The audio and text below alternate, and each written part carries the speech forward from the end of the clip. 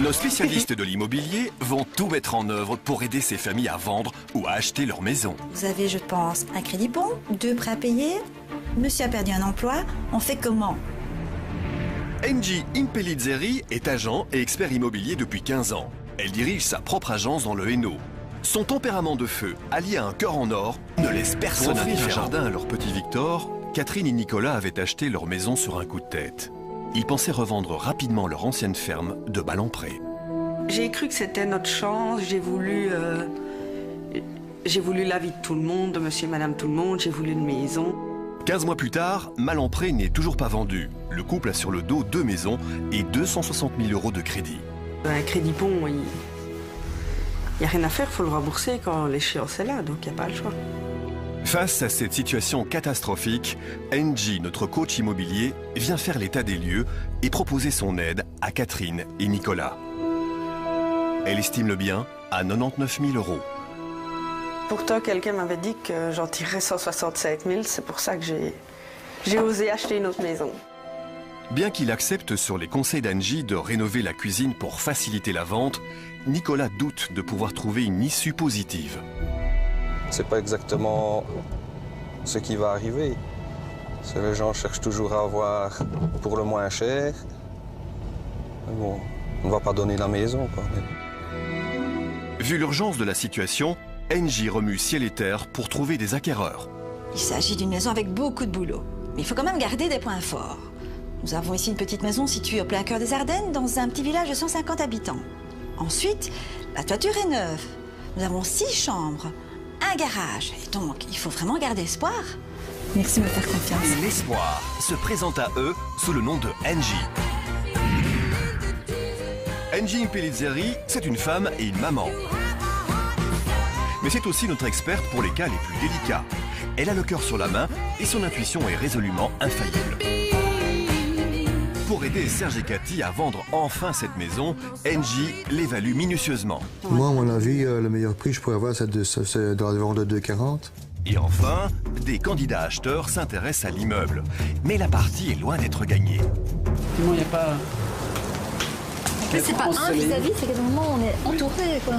Un petit peu étriqué, je trouve. Puis pour se garer, c'est une galère. Oui, c'est ça, on n'a pas trouvé la place. En province de Luxembourg, Catherine et Nicolas avaient acheté une maison sur un coup de tête, pensant revendre vite l'ancienne. 15 mois plus tard, le couple a toujours les 2 maisons sur les bras. Un crédit bon, il n'y a rien à faire, il faut le rembourser quand l'échéance est là, donc il n'y a pas le choix. Le jugement de la conseillère aux finances est sans appel. Il n'y a pas de banque qui vous feront un crédit supplémentaire pour pallier à ce manque de liquidité. Appelé à la rescousse, Engie, notre coach, réalise l'expertise de l'ancienne maison. On va essayer de vendre celle-ci pour combler le déficit de l'autre. Vu l'urgence de la situation, Engie se met immédiatement à la recherche d'acquéreurs pour les 2 maisons. Merci de me faire confiance. Nicolas, sur les conseils d'Engie, a refait la cuisine de l'ancienne maison de Malempré. Malgré cela, son état général a de quoi faire fuir les acheteurs potentiels. Quasiment tout est à refaire, il n'y a pas de chauffage central, il n'y a plus de cuve à mazout, toute l'électricité est à refaire partout. Pour moi, il y a vraiment beaucoup trop de travaux. Aujourd'hui, Engie a une nouvelle visite à Malempré. Nicolas vient de finir les travaux de la cuisine. La stratégie d'Engie, qui consistait à terminer la première pièce, passage obligé de toutes les visites, sera-t-elle payante ?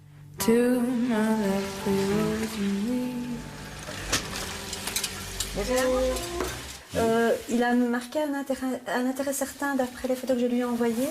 Et il a déjà plein de petits projets pour la maison, donc à mon avis... Exact, j'aurais bien aimé voir un petit peu plus la maison. Les photos, c'est parlant, mais pas autant que de visu. Voilà, donc ici vous êtes dans la première pièce. En l'occurrence, la cuisine.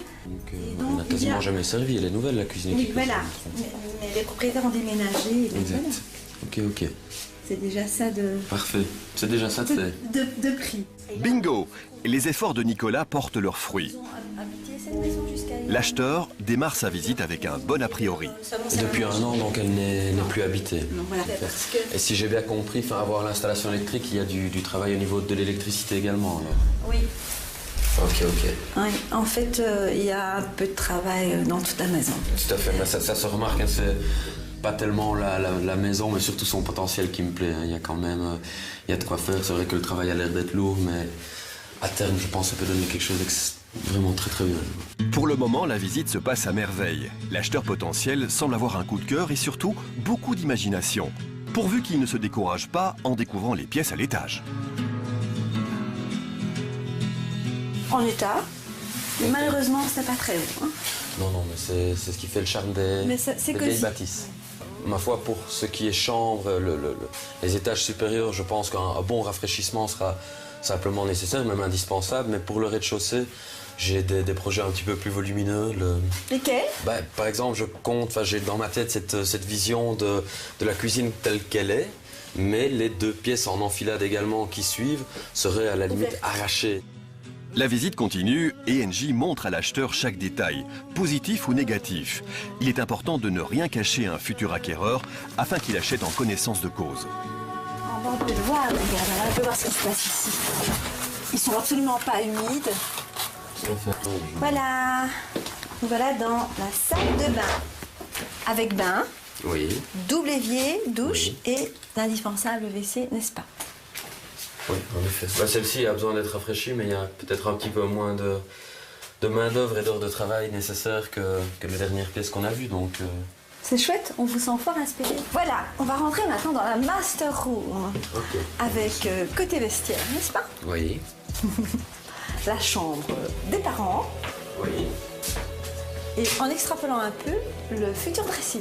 Ah oui. Très très grand hein, quand même, il fait 3,50 m sur 4 mètres. On ne rigole plus ici. Hein. C'est une petite suite, une mini-suite. Exact. Royale. Campagnarde, on dirait. Campagnard. C'est mon but, c'est de quand la maison sera terminée, j'espère que en rentrant dans cette maison, les gens ont vraiment, les invités, les amis, peu importe qui, et cette idée d'une petite fermette ardennaise vraiment très chaleureuse, très vivante, des couleurs chaudes, qui donnent vraiment envie d'y passer du temps. On arrive dans la dernière chambre, la 5e. Eh oui. Voilà, elle est plus petite, plus mini. Tout à fait. Ça me plaît beaucoup, franchement, parce que j'ai ces images en tête de ce que je peux faire de la maison, et j'ai l'impression que si je ne le fais pas, je m'en mordrai les doigts. Je vais passer à côté de quelque chose. D'autant plus que j'ai d'autres visites après vous. Hein. Ouais, Mais pas un aujourd'hui. petit peu, mais oui. Je pourrais très bien remettre. Je remets si j'obtiens une offre. Et quel est le prix attendu pour la maison? Mes propriétaires aimeraient un minimum de 99 000 €. Écoutez, il y a beaucoup de travail, il y a du potentiel, c'est vrai, mais pour pouvoir arriver à ce potentiel, il y a de l'investissement, il y a du travail, il y a des heures et des heures de travail. Je pense qu'en y réfléchissant, le budget que je pense le plus adéquat, c'est, je dirais, 85 000 €. Oh, il ne faut pas exagérer quand même. On ne va pas vous la donner. Hein. Ouais, Il faut être raisonnable. Mes propriétaires doivent de toute façon au moins autant à la banque. Donc moi je ne demande pas mieux de vous faire plaisir, mais il faut faire une offre correcte. Je mettrai en avant évidemment pour les faire accepter les travaux quand même. tout à fait. Moi, je pense que vous êtes consciente, vous ne pouvez pas nier le fait Il qu'il y a du beaucoup de boulot, travaux. c'est clair. Mais écoutez, alors, on va faire très simple, parce que je ne veux pas passer à côté d'une opportunité, et vous ne voulez pas non plus risquer quoi que ce soit. Si vous avez un amateur sous la main, coupons la poire en deux, ou plus ou moins 90 000 €. Ok, donc vous me faites maintenant une offre ferme à 90 000 €. Pas de problème. Et je vais essayer de faire accepter l'offre et par les propriétaires, et en tout cas par la banque, hein, parce qu'ils ne sont pas seuls. C'est toujours Je comprends, oui. moyennant Tout à fait, tout à fait. l'obtention des mains levées de la banque. Comme je le pensais, cette maison peut être intéressante si on la change d'affectation. Avec ses 5 chambres, on pourrait en faire un gîte, une maison d'hôte. Engie fait immédiatement signer une offre d'achat à l'acquéreur. Il ne lui reste plus qu'à la présenter à Catherine et Nicolas. Mais accepteront-ils de vendre leur maison pour 90 000 €?